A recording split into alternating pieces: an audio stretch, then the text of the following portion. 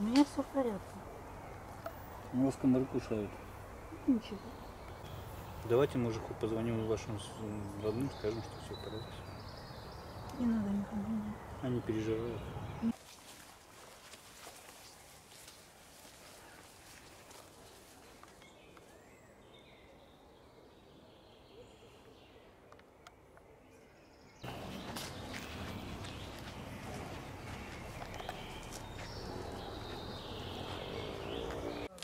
Šodien pie mums vērsās sieviete, ka viņai ir pazudusi māte 2. jūnijā. Meita bija ārzemēs, jā, un kopš piekdienas meklē savu mammu. Un tieši arī šodien mums uz bezvēstes atnāca zvans no sievietes, kura gāja šeit patās ar savu sunīti pastaigā. Un atnākot mājās, viņa paskatījās sociālajos tīklos, ko izsludināja bezvēstes, kad viņa sajūta un viņai palikās, ka tā ir šī pazudusī sieviete. Un, attiecīgi, burtiski mēs atbraucām pēc kāda laika, tāpat tās garām braucot. Šī sieviete jau tika manīta aptuveni 3 reizes kopš svētdienas.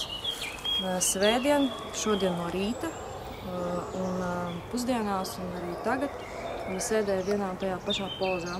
Sēdēja bišķiņ tuvāk ārpusē un tā galvu uz ceļiem apņēmusi rokām. Un no rīta viņa gulēja, tā, ka tikai kurpes redzēja. Tagad viņa arī gulēja pirms tam. Jūs sen pamanījāt to sievieti? Es viņu pirmais, kad es pamanīju svētdien, kad zem tiltiņa, bet es nezinu, vai tā bija viņa. Tur lejāk ir tāds tiltiņš pāri upītei un zem tā tiltiņa. Tur pat dīvaini suns pamanīja. Es jau nebūtu pamanījusi. Un arī šeit, ka viņi ir suns pamanīja, jo viņš sāka raut mani tur krūmos iekšā un tad es skatījos. Bet kam jūs piezvanījāt vai kādam paziņojāt? Nē, tagad vakarā pirms nākšanas pastaigā es izlasīju draugos vienkārši to sludinājumu. Un es sapratu, ka te cilvēks, tas nav, viņi no svētdienas te. Tikai bezvēstam piezvanījāt? Jā, jo no rīta bija, pusdienā viņi sēdēja. Es domāju, kaut kāds mazums cilvēks. Un tad, kad es izlasīju to sludinājumu, tad es sapratu, ka varbūt, ka tā ir tā pati. Un sieviete negāja uz kontaktu, viņa maz kontaktējās, un mēs mēģinājām viņu atbalstīt, kā mēs viņu varam.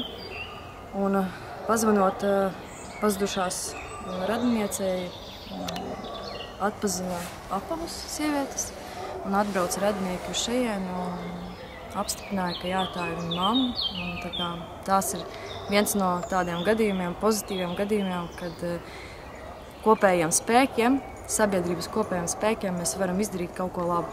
Pateicoties cilvēkiem, kas nav vienaldzīgi, kas seko līdzi un jūt līdzi pazudušajiem cilvēkiem, tas arī rada to piemēru, kad sabiedrībai vajag vairāk atsaukties šai problēmai. Нам позвонил один очень добрый человек. Женщина проходила здесь по лесу и обратила внимание, что в лесу сидит человек. Да? И она обратилась к нам и позвонила и сказала, что вот такая ситуация. Здесь она ходила с собаками и увидела, что здесь сидит человек. Да? И она позвонила в безвест, и мы как раз здесь недалеко приезжали, и мы сразу сказали, мы в течение 5 минут сейчас к вам подъедем и посмотрим.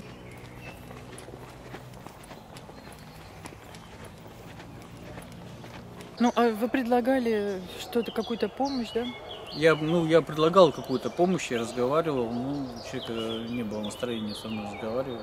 Депрессия, наверное, какая-то, знаете, как бывает, стресс какой-то определенный. И в итоге мы с ней поговорили, женщина не шла на контакт, мы позвонили родным, родные приехали, и все закончилось очень хорошо. Тот случай, когда это хороший, позитивный конец, что человека нашли.